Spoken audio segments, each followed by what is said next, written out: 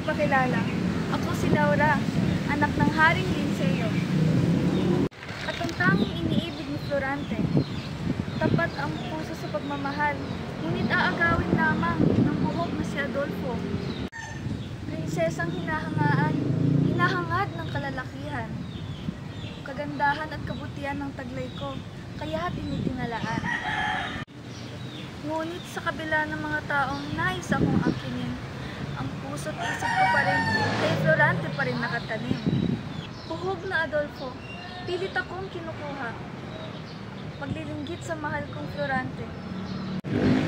Sakim na Adolfo, ilatapon ang mahal ko, malayo mula sa akin.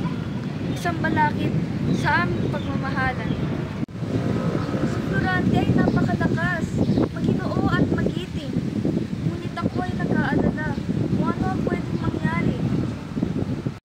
Ayokong gumising na wala na siya sa aking tabi. Kaya ingatan mo sana ang sarili mo, Florante.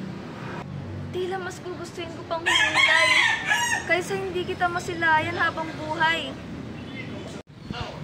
Gayunpaman ako'y nananalangin sa iyong pagdating at ang palasyo ay masagip mula sa kasakiman at dilim. Florante, Florante, ikaw ang mahal ko. Sabi na't ikaw ay dadating. Ano na mangyayari ngayon? Ang palasyo ay nababalot na ng kadiliman ni Adolfo. Sandali! Sasama ako! Hindi pwedeng magmukmuk na lang ako dito. Florante, si Laura ito. Sa kabuhayan at kamatayan mo, sasama ako. Ako si Laura, ang minamahal mo.